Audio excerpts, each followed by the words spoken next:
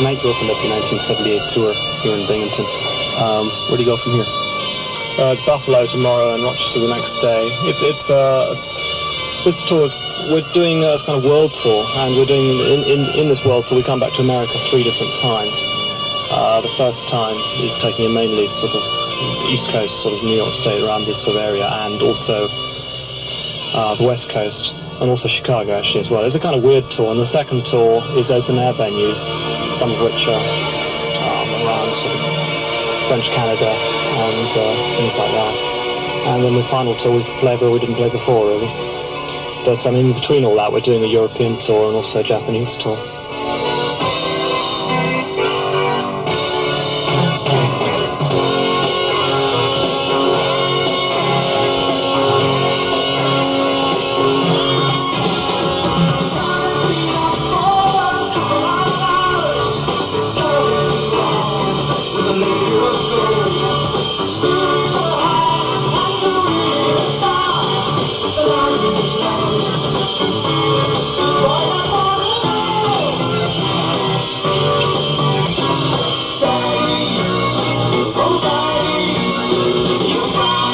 What's it like touring?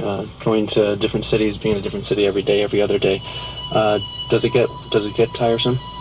It depends on the cities. It also depends how long you've been on tour up until that moment, and also it depends on a lot of things and your state of mind.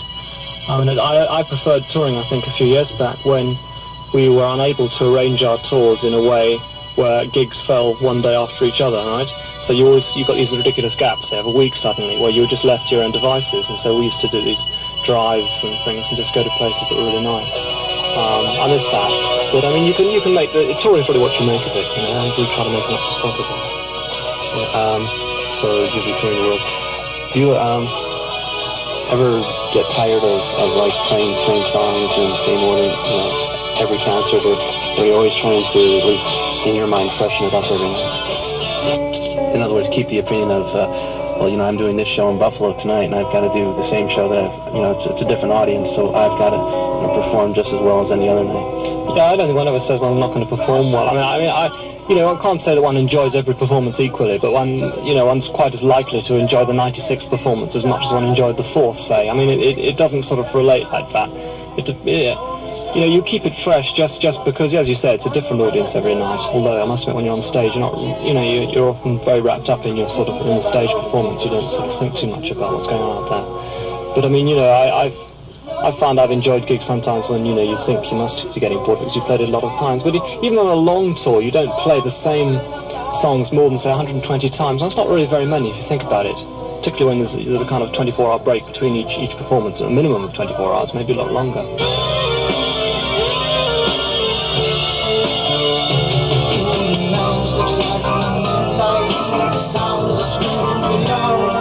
He thinks he's a warrior, so he picks up his sword and goes. From out the monster, he rescues the maiden fair. The great knows a demon, and to lure him to demon's lair. Through restless village, and tall trees he leads to a house, and a queen in the place of happiness she calls home.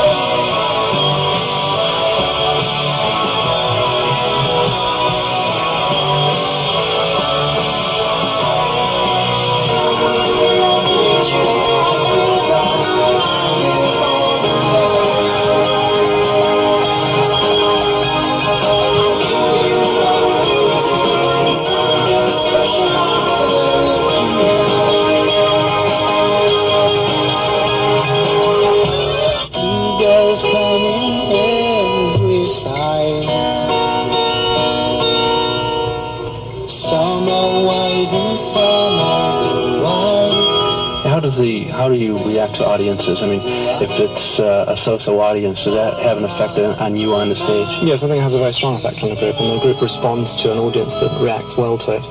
I often think it's worth, I think even the worst groups, it's not a bad idea to really applaud the first number, because I think you'll be amazed the difference it makes to the group when they play the second number. I mean, that's obviously from where I stand. I know that it makes a difference.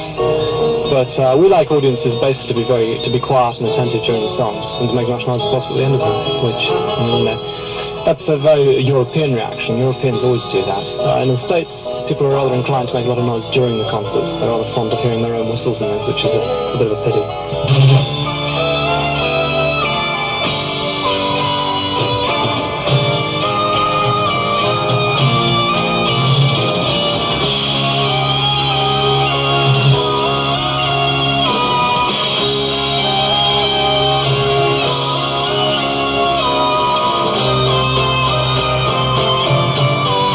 Genesis, opening the 1978 tour.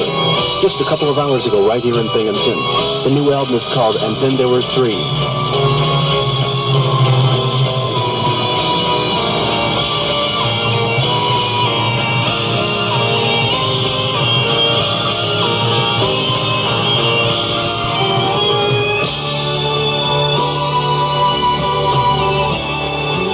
This has been an after-the-concert interview with Tony Banks, who along with Phil Collins and Michael Rutherford make up Genesis.